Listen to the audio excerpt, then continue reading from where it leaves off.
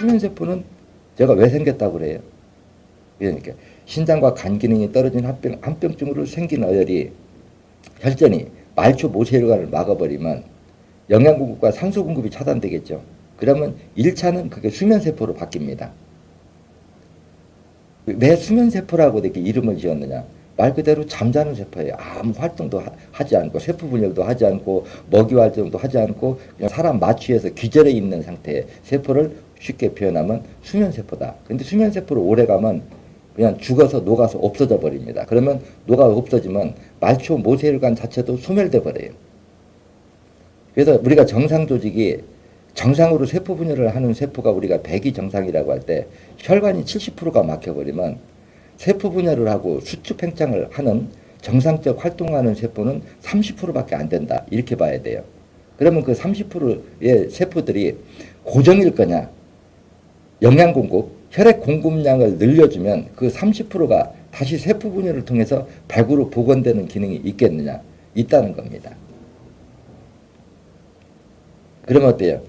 가벼운 증세는 그쪽으로 핏길만 열어주면 다시 수면세포는 아직 죽은 게 아니기 때문에 사람이 산소가 부족해서 기절해 있다가 우리가 마취를 하면 어때요? 혈액 속에 산소를 고갈시키는 거잖아요. 그러다 산소가 부족되면 깨나잖아요. 그럼 깨나면 다시 정상적인 활동을 하듯이 우리 인체의 세포들도 혈관이 막혀서 영양 공급과 산소 공급이 차단돼 버리면 일단 수면세포에 있어요. 여러분 잠자는 동안에 힘쓰고 활동 못 하잖아요. 그렇죠? 먹지도 않고요. 그걸 바로 수면세포라고 그런단 말이에요. 이때는 죽은 게 아니잖아요. 그렇죠?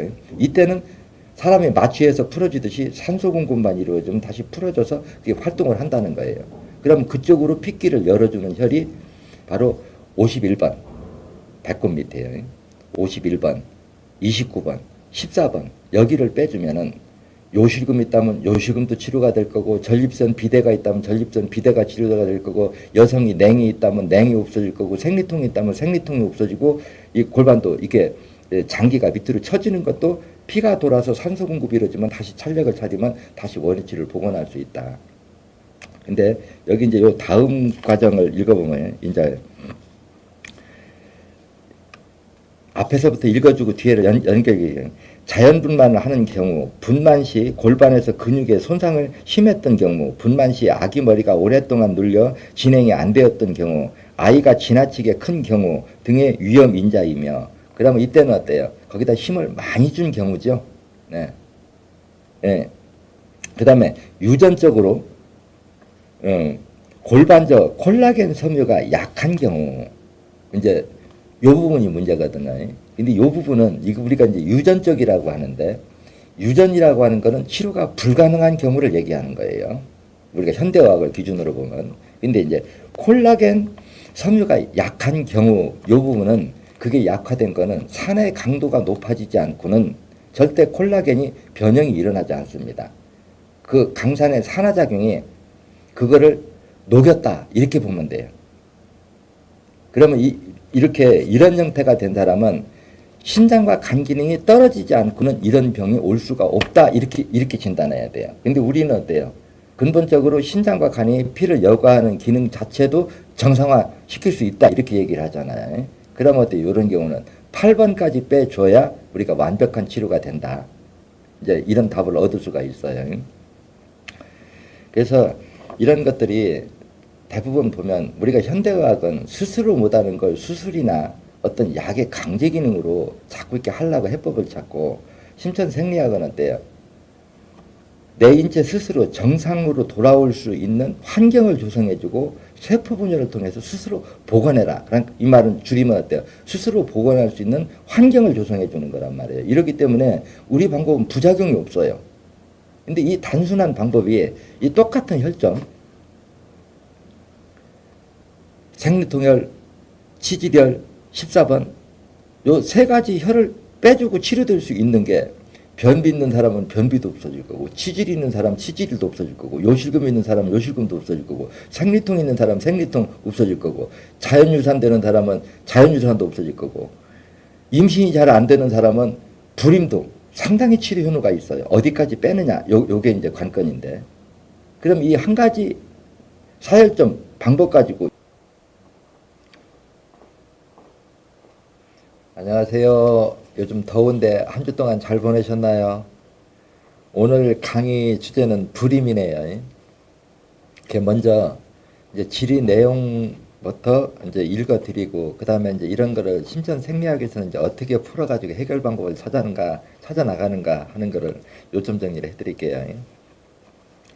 37세 딸이 생리 간격이 여러 달 만에 어쩌다 한 번씩 있어서 아직 아기가 안 생겼습니다. 결혼 4년 차입니다. 선생님이 귀한 고견 듣고 싶습니다. 꼭 불임 강의 부탁드립니다. 이게 이제 질의 내용이네요. 지금 이제 37살이면 지금 이제 한참 때인데요. 근데 이제 여기서 조금 아쉬움은 있는데, 저는 이제 강의를 하면 좀 이제 포괄적인 강의를 할 수밖에 없잖아요. 예를 들어서 내가 눈으로 탁 보면 이게 어디서 핵심이 어디다 하고 딱 이렇게 정하는데, 그동안에 제가 이제 이 일에 대해서 한 35년 이상 이제 이 일을 이렇게 하다 보니까 보통 이렇게 평균치라는 게 있어요. 그래서 오늘 강의는 이제 평균치에다가 강의를 하는데, 예를 들어 가지고 지금 이렇게 임신이 안 되는 경우가, 이게 지금 여기 핵심은 뭐냐가 하면 생리를 몇 달에 한 번씩 이렇게 하는데 완전히 불규칙 생리, 어떻게 보면 불규칙 생리 불순이라고 해야 되나? 근데 이런 경우가 제가 오래전부터 의외로 많아요. 뭐 1년에 한두 번 하는 사람도 있고, 경우에 따라서는 몇 년에 한 번 하는 사람도 있고. 그러면 이제 이런 사람들은 어때요? 임신하기가 좀 어렵겠죠. 근데 이거를 어떻게 이걸 진단하느냐에 따라서는, 이걸 만약에 임신하게 생리도 정상적으로 하게 만들고 임신도 다시 하게 만드는 게 과연 가능성이 몇 프로나 될까? 제 양심한테 물으면 정상으로 돌리는 게 한 95% 정도는, 95% 이상은 정상으로 돌리지 않을까 싶어요. 그러면 우리가 생리라고 하는 게 도대체 뭔가 여기서부터 따져봐야 돼요. 생리라는 게 뭐냐면, 생리를 한다고 하는 거는 내가 아이를 갖겠다는 의도입니다. 내 몸의 입장에서 보면. 그렇죠? 그래서 제가 예전에 이제 이 강의는 지금 3, 40분짜리 강의라 이게 요약해서 어떻게 하면 이렇게 짧은 말로 설명을 잘 할까 하는데, 이게 시간이 있으면 내가 차분하게 하면 여러분들이 이해하기 쉽게 해줄 수가 있거든요. 그래서 이게 생리라고 하는 게, 제가 예전에 강의하면 개에다 비유를 그냥 해주거든요. 우리가 사람도 동물이니까 결국은 우리도 자연의 일부고, 동물이나 우리 인간이나 식물, 어떻게 보면 작은 미생물까지도 저는 조상이 같다고 그러잖아요. 그렇기 때문에 우리하고 인접한 동물의 기능을 알면은 우리 인체도 알 수 있다는 거예요. 그래서 제가 개를 집안에 이렇게 암개를 달아 매놓으면 숙해들이, 몇십 리 밖에 있는 숙해들이 오는데 어떻게 알고 찾아왔겠느냐? 그 냄새를 알고 찾아온다. 그게 뭐 무슨 이제 생리 기간에 생리를 흐리면서 그 페로몬이는 향, 이 냄새를 맡고 이렇게 찾아오는데, 사람은 여기에 해당하지 않을 거냐? 동일합니다. 근데 생리를 한다고 하는 거는 아이를 낳겠다는 내 몸의 의사 표현이거든요. 근데 그러면 생리를 안 한다고 하는 거는 어떤 의미냐? 정확히 따지면 내 몸에서 생산하는 혈액 가지고는, 태아가 성장하면서 혈액이 많이 필요한데 그쪽으로 혈액을 주고는 내 모체가 생명을 유지하기 어렵다. 이러면 생리를 중단합니다. 그래, 이거를 어디서부터 풀면 이해하기 쉽냐고 하면은, 보통 여성이 한 55세가 되면 갱년기 증세가 오면서 생리가 중단되죠. 생리가 중단되면 당연히 배란도 중단되고요. 그럼 이제 여기서부터 풀어야 돼요. 왜 55세? 이건 정확한 나이는 아니에요. 약간 편차가, 사람에 따라서 이제 편차가 있을 수는 있는데, 우리가 평균적으로 이렇게 놓고 보면 한 55세 정도 되면 여성이 생리를 중단하거든요. 그러면 이 여성이 55세 된 상태의 몸 상태를 이해하면 돼요. 그건 제가 어떻게 얘기를 하는 거니? 우리 인체의 말초 모세혈관을 100으로 볼 때 50%가 막힐 때까지 아무 증상이 없고, 말초 모세혈관은 자신의 나이 %만큼 막힌다, 이렇게 해놨어요. 이 말을 여기에다 연결해서 풀면은, 나이가 55세라고 하면 어혈이 55%고 생혈의 양은 45%라는 얘기가 돼요. 근데 여기에다가 한 가지를 더 연결하면 조혈 기능도 45%라는 얘기가 됩니다. 왜 그러느냐? 우리가 현대 학자들은 우리 인체의 혈액을 특정 어떤 장기가 처음에 뭐 간에서 만든다겠다, 신장에서 만든다겠다, 요즘에 뭐 골수에서 조혈물 세포가 만든다겠다가 요즘은 또 혈관도 장기라고 했다가 이건 기준점이 아니죠. 심천생리학은 뭐예요? 혈액이라고 하는 거는 큰 틀에서 이해하면은 그냥 한마디로 얘기하면 우리 인체의 다양한 세포가 자신이 먹고 소화시킨 배설물이 총체적으로 섞여 있는 게 혈액이다. 이렇게 정의한단 말이에요. 그러면 세포가 종류가 다르면 그 세포마다 필요로 하는 영양분이 달라요. 그래 각자 자기가 그 다양한 영양분을 먹고 소화시킨 혈액이 총체적으로 섞인 게 혈액이다. 그래서 혈액은 모든 세포의 먹이라고 해도 정답이 되고 모든 세포가 먹고 소화시킨 배설물이라고 해도 정답이 된다. 이렇게 얘기를 하잖아요. 그래서 요거를 또 세밀하게 들어가면 그래요. 제가 세포를 이해할 때 세포하면 이해하기 어려우니까 세포를 크게 확대해서 생리 기능으로 이해하면 한 사람이 가지고 있는 생리 기능과 동일하다 이렇게 얘기를 하잖아요. 그러면 한 사람의 생리 기능 무엇을 비교하기 위해서 이렇게 했느냐 설명을 했느냐가 하면 사람도 음식을 먹으면 대변도 보고 소변도 보죠. 우리 세포는 안 그럴까요? 세포도 똑같습니다. 자기가 필요한 영양분을 먹으면 대변에 해당하는 것도 배설이 되고 소변에 해당하는 것도 배설이 돼요. 그래 대변에 해당하는 거는 정맥 혈관을 통해서 혈액이 전부 다 섞이고 소변에 해당하는 건 임파구를 통해서 신장으로 내려가서 사구체 세포를 통해서 우리 몸 바깥으로 배출이 되거든요. 그래서 혈액이라고 하는 거는 세포가 자기가 필요한 영양분을 먹고 소화시킨 배설물이 총체적으로 혼합되어 있는 게 혈액이다. 그러면 여기서 따져봐요. 그러면 나이가 55세고 말초 모세혈관이 55%가 막혔다면 45%의 혈액만 우리 몸을 회전하면서 영양 공급과 산소 공급을 한다는 것은 그놈이 먹고 자기가 필요한 영양분을 먹고 소화시킨 배설물도 40%밖에 안 된다는 거예요. 그러니까 조혈 기능도 45%밖에 안 된다는 얘기예요. 그러면 내 몸에서 45%의 혈액을 생산 능력 가지고는 폐하가 성장하면서 세포 분열을 통해서 자라면서 필요한 혈액을 주면은 모체가 생명을 유지할 수 없다 판단이 있으면 아주 자동 시스템이 잘 돼 있는 거죠. 스스로 생리를 중단하는 거예요. 그럼 이 논리가 맞다면 여성이 55세에 생리가 중단됐고 60살이 됐어요. 그러면 생리가 중단된 지 5년이 지난 거죠. 그럼 55세에 생리가 중단되고 60세인 사람을 51번, 29번, 14번, 8번 여기를 빼주면 다시 생리도 하고 배란도 할 거냐 안 할 거냐. 적어도 5년 정도라면 90% 정도는 다시 생리도 하고 배란도 한다는 거예요. 그러면 왜 이게 생리와 배란이 다시 될 수가 있느냐 이렇게 따져야 되거든요. 그러면 여기를 사혈하기 위해서 특히 이제 8번 같은 때는 어혈의 양이 엄청 많잖아요. 어혈의 양이 엄청 많아요. 그래서 전체 말초 모세혈관을 100으로 볼 때 90% 이상이 막히면 심장이 피를 당겨도 안 딸려오고 풍어도 안 빠져나가면 심장이 멎어서 사망에 이르는 건 누구도 비껴갈 수 없다고 그러잖아요. 그래서 나이가 이렇게 들면 들수록 어혈이 이렇게 늘어나요. 그건 누구도 피해갈 수 없습니다. 근데 이제 신장이나 간이 피를 여과하는 기능이 떨어지면 그 어혈이 만들어지는 속도가 엄청 빨라지거든요.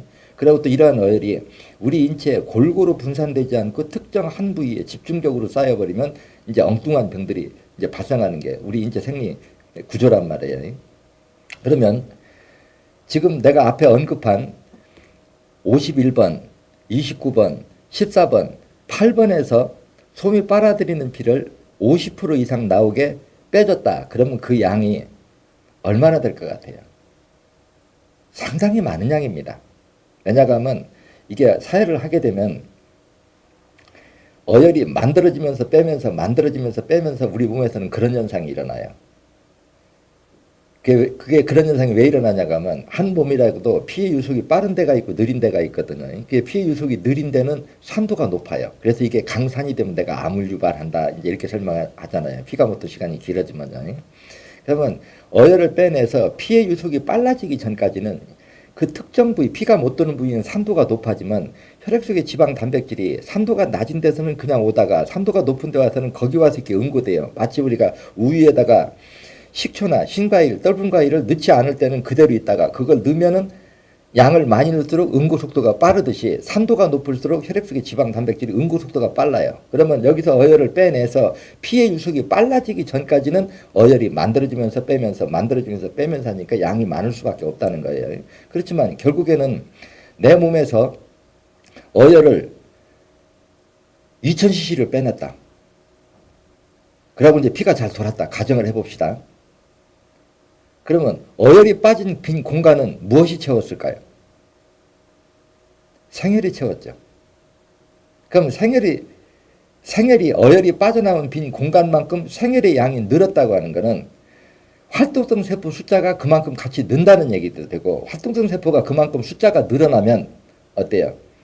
자기가 필요한 영양분을 먹고 소화시킨 배설물, 즉 피가 만들어지는 생산 기능도 어혈을 빼낸 빈 공간만큼 조혈 기능도 회복됐다. 이렇게 진단할 수가 있어요. 근데 이제 이 부분에서 물론 이제 세부적으로 들어가면 여러 부분들이 있어요.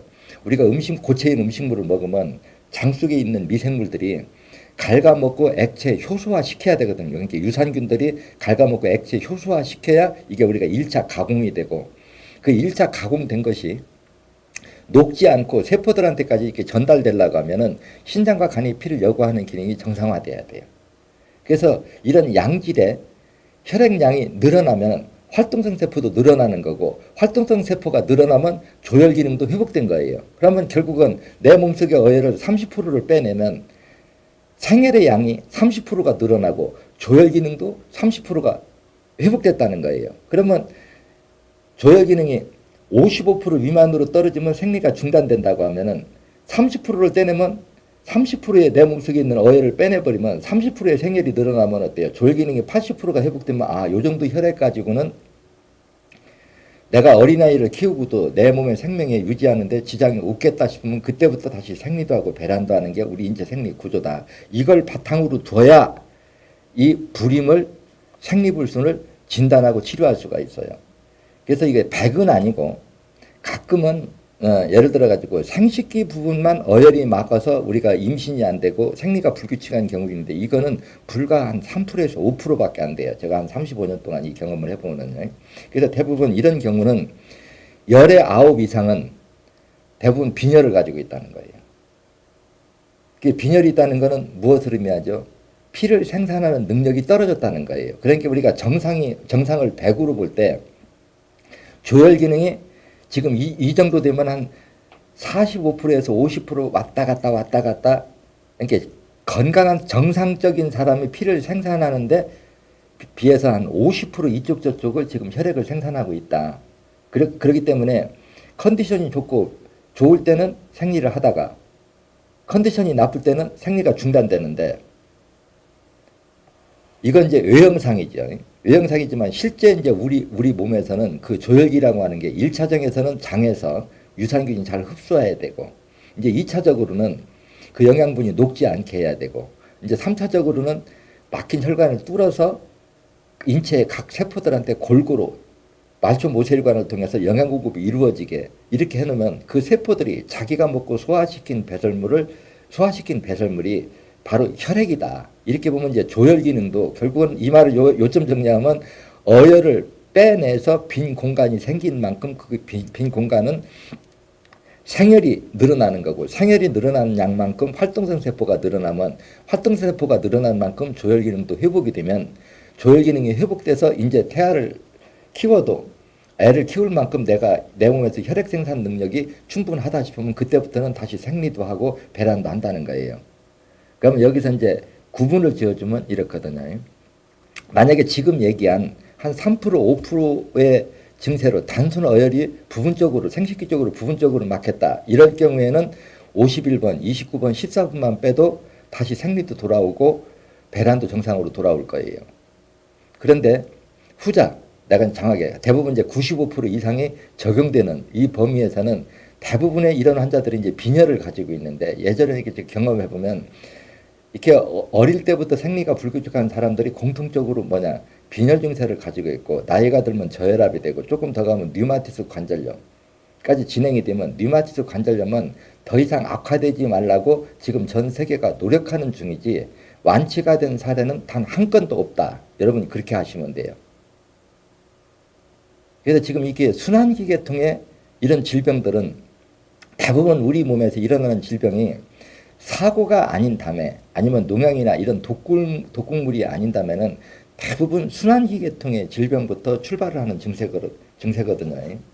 이래서 우리 병은 우리 몸의 병이라고 하는 건 처음부터 류마티스 관절이 오고 그 다음에 뇌계립처럼 근육이 딱딱하게 굳어가지고 손 마디마디부터 이렇게 경직돼 들어가가지고 마비가 와서 뭐 흔히 이제 근육신경마비, 뇌계립 그 전 단계에 류마티스 관절 이런 것들이 다 따지고 보면은 혈관이 막혀서 오는 병들이거든요. 근데 혈관이 막히려고 하면 혈전, 어혈 없이는 막힐 수가 없어요. 인체 구조 자체가.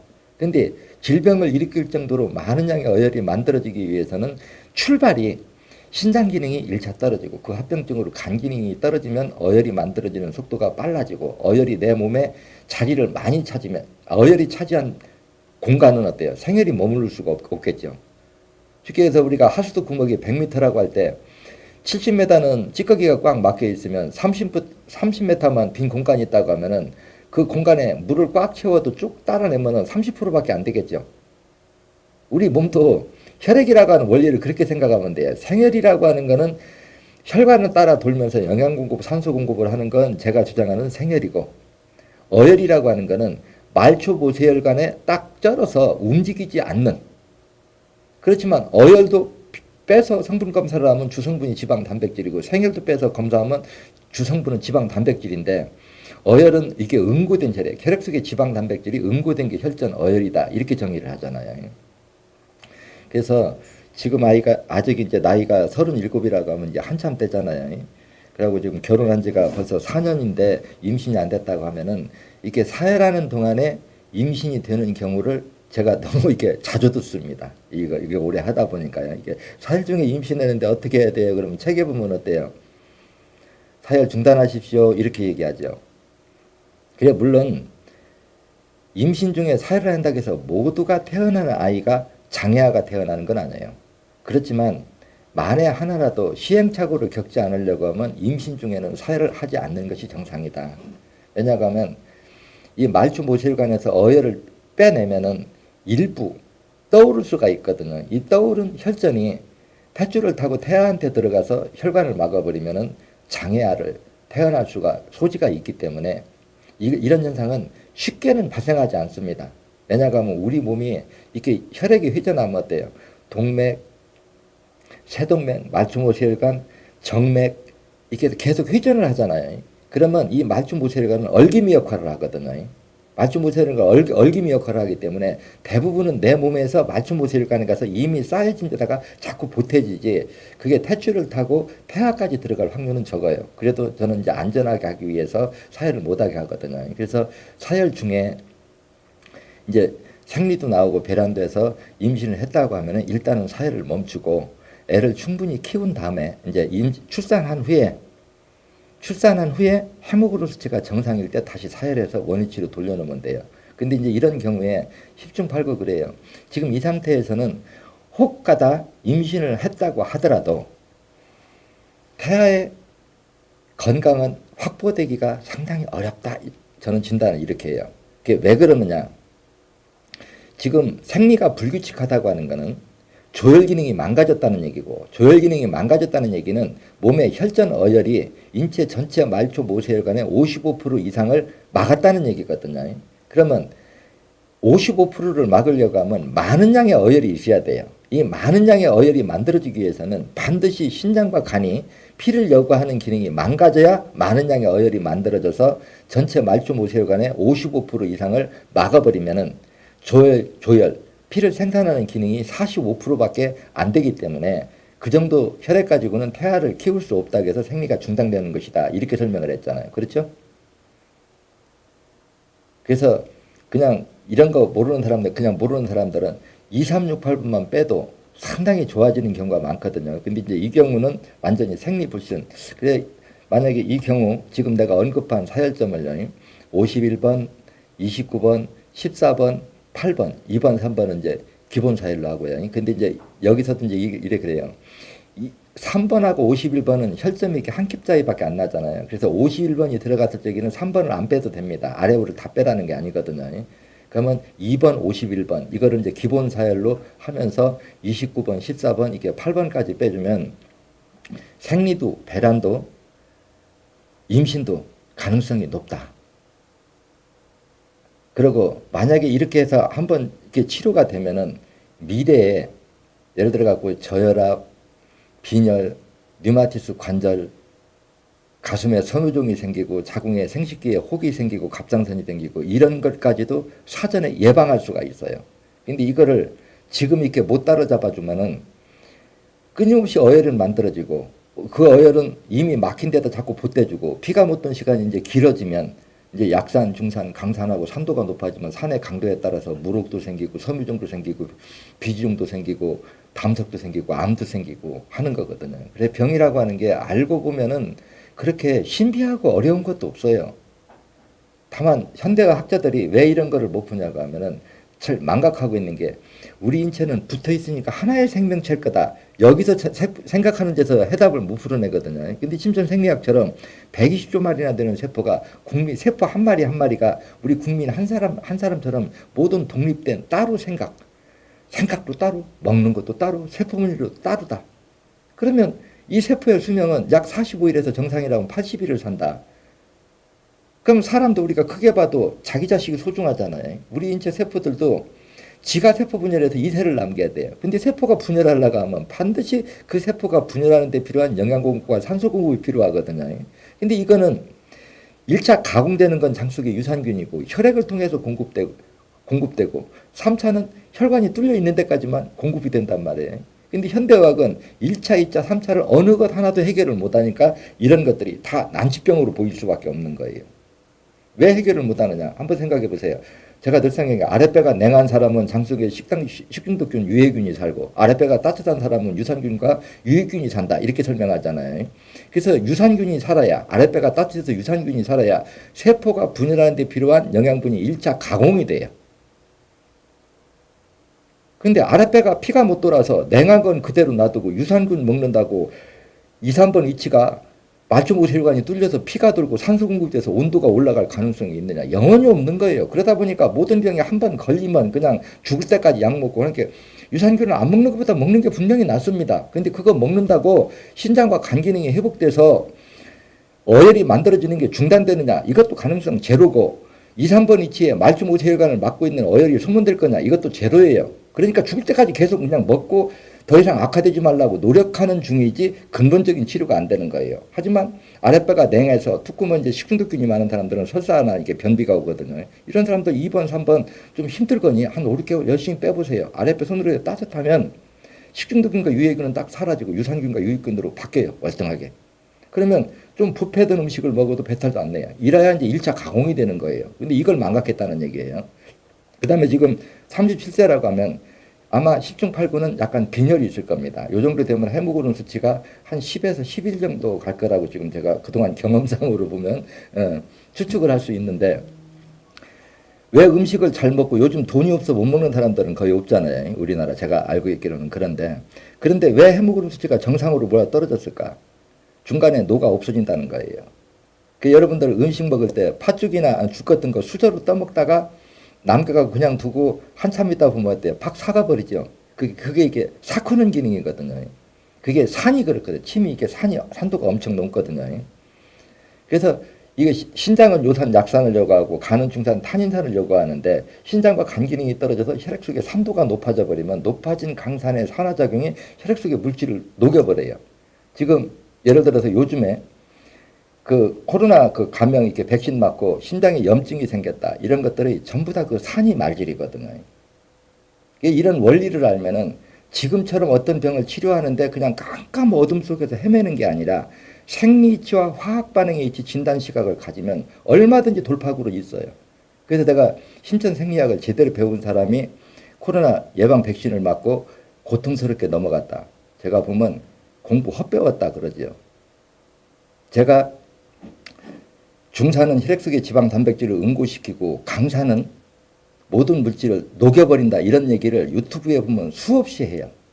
그리고 강산 해독제를 하고 얘기를 수없이 반복했고 그러면 이 공부만 배웠어도 그래서 제가 그게 부작용이 어떻게 내는가, 지금 백신이 어떤 부작용을 내는가는 우유 2컵을 넣고 한 컵에다가 넣어보면 우유가 응고되면 중산이고 녹으면 강산이다 이래버리잖아요. 그래서 강산의 산화작용이 세포를 녹이면 그게 염증으로 우리가 질병이 나타나는 거고, 신경선 피복을 녹여버리면 스파크가 일어나는 건 아나필라스처럼 이상 그 경직성 상태가 나타나는 거고, 혈액 속의 지방 단백질이 응고된 부분은 어때요?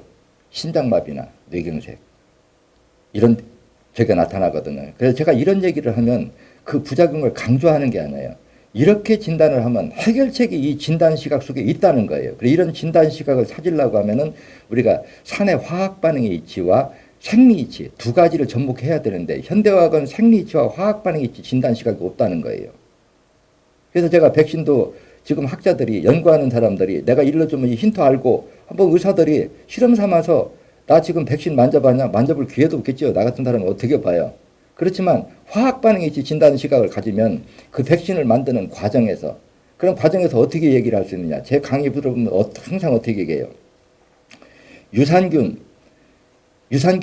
유익균은, 그냥 유산균은 세포가 분열하는 데 필요한 영양분을 1차 가공하는 미생물이고, 유해균, 식중독균은 같은 영양분을 먹고도 강산을 배출하는 거다. 그러면 코로나 바이러스 균이 유산균이에요, 유해균이에요?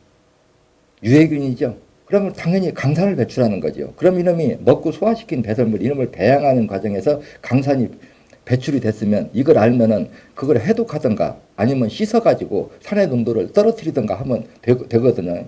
그럼 내 말이 맞는가 틀리는가 보려면 어때요? 우유 2컵 넣고 항상 내가 중산은 지방 단백질 응고시킨다고 하니까 우유 한 컵에다 쭉 짜서 넣고 1시간만 기다려보면 응고되면 중산이고 녹아버리면 강산이라는 거 모르는 사람이 어디가 있어요. 그래서 이 화학 반응의 이치를 진단 시각을 가지고 있으면 부작용은 이게 어떤 부작용 금방 하지만은 죽은 사람이 혈액이 다 응고됐는데 그걸 째봐서 뭘 어떻게 알아. 그러니까 아주 과학적으로 밝혀진 게 없다. 참 저렇게 생각하기도 참 내가 보면 쉽지 않다 그러죠. 그래서 여러분들은 저한테 배우는 건 뭐냐. 기존의 학문은 항상 여러분들이 100번 명심해야 될 게 성분학, 해부학, 통계학이라는 거예요. 이 속으로 이런 시각 가지고 진단할 수 있는 건 한계점이 있다는 거예요. 이 속에는 진단 시각 50%가 빠져 있다는 겁니다. 뭐냐? 생리치와 화학 반응의 이치 진단 시각. 그럼 생리치가 뭐냐? 바로 앞서 설명한 게 뭐예요? 조혈이라고 하는 건, 피가 만들어지는 거는, 그러니까 정상적으로 아이를 놓을 때는 아이를 놓으려고 하면 내 몸에서 조혈 기능이 어린아이가 필요한 만큼 혈액을 충분히 주고도 산모 모체가 건강을 유지하는 데 이상 없을 정도로 혈액을 생산할 때는 생리도 하고 배란도 해서 임신을 하는 거예요. 근데 피 생산 능력이 떨어져 가지고 배아한테 혈액을 주면은 산모가 생명을 유지할 수 없는데 임신을 해버리면 어때요? 산모가 생명을 유지할 수가 없죠. 그렇게 해서 우리 몸은 스스로 생리도 배란도 중단한다는 거거든요. 이게 생리이치입니다. 그래서 또 생리치가 뭐냐? 혈액을 만들어내는 이치거든요. 혈액이라고 하는 게 세포가 자기가 필요한 영양분을 먹고 소화시킨 배설물이 혈액이라고 하면은 음식물을 시키는 세포 숫자가 100마리가 배설할 때하고 10마리가 배설할 때하고 양이 같을까요? 그럼 소화시키는 세포 숫자를 늘어놓으면 조혈 기능이 향상된다는 거 당연한 거죠. 그래서 그냥 아무것도 모르는 사람도 그냥 2, 3, 6, 8 기본 사열만 하면은 좋아지는 데가 너무 많거든요. 근데 이제 여기서도 제가 이제 이렇게 단시간으로 강의하면 항상 문제가 뭐냐가 하면 어혈이 안 나오면 어혈을 불려서 잘 빼야 되고, 어혈을 빼내고도 이제 피부족이 오면 그 피부족에 의한 그 합병증을 예방하기 위해서는 보사의 균형, 영양분, 철분, 염분 이런 보충을 하는 거를 이제 설명하려면 시간이 길으니까 이런 것들은 여러분들이 이제 유튜브를 보시고, 저는 그래요. 여러분들 제가 신부전증으로 진단받아서 1년에 의료보험공단에서 타가는 돈만 5,500만 원이 넘는다고 그러잖아요. 그럼 그거 죽을 때까지 투석해야 돼요. 또 암이나 뭐나 큰 병 진단 받아가지고 고생하게 되면 그 진단비 뭐니? 낫지도 않으면서 고생은 고생대로 하는데 그 교육비 그거 비싸다고 생각하지 마세요. 그래서 이왕 배우려고 하면 좀 제대로 배워서 하면 여러분들 건강 찾으니까 여러분들한테 이익이고, 저도 또 제가 한 일이 보람 있잖아요. 저로 인해서 우리가 인류의 그 건강을 지키는데 새로운 방향을 저는 제시하는 사람이잖아요. 그래서 세상의 길이라고 하는 거는 꼭 외길만 있는 게 아니에요. 막히면 돌아갈 길이 반드시 있다는 거예요. 그래서 현대 기존에 있는 그 사고력 외에도 눈만 조금만 돌려보면은 새로 돌아갈 길이 있는데 제 입장으로 보면 35년 동안 안 바뀌고 있는 거잖아요. 그렇죠? 그 오랜 세월 노력을 했어도요. 그 이럴 때는 어때요? 그래서 제가 오직 답답하면 자신의 건강은 스스로 지켜라, 자신이 지켜라 하는 의미로 책을 썼을까요? 그래서 참 이 고정관, 지식의 고정관념이라는 게 상당히 무서운 거예요. 그게 제가 답답하면 그러거든요. 우리가 역사를 공부하는 사람들도 어느 나라가 무슨 정책을 폈다. 그러니까 우리도 이 정책을 피자 하는 게 중요한 게 아니고 그 정책을 핀 결과가 어떻게 나왔느냐. 이걸 봐야 된단 말이에요. 의술도 마찬가지예요. 어떤 의술이 누가 어떤 걸 했다. 근데 그 후에 결과가 어떻게 나왔느냐. 이게 중요하단 말이에요. 누가 어떻게 이런 거를 썼으니까 하나가 발표하니까 우르르 따라서 그게 부작용이 나는지 안 나는지 무슨 합병증이 오느냐 모르는 게 이런 게 아니고 그러니까 써보니까 몇 사람 부작용 나니까 이게 통계과학이란 말이에요. 그렇지만 생리치의 진단 시각을 가지면 약을 쓰기 전에 이미 이걸 어떻게 쓰면 다음에 무슨 병이 오고 한다는 건 답이 다 나와 있는 거를. 그러니까 제 눈으로 보면 너무 답답하죠.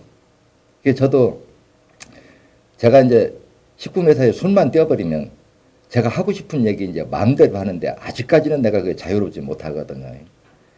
그 다행히 이제 날씨가 좋으면 내일은 제가 이제 이사하고 올라가면 좀 마음 편하고 이제 이쪽에서 좀 손을 많이 떼어버리면 실제 속 시원하게 하고 싶은 얘기들이 너무 많거든요.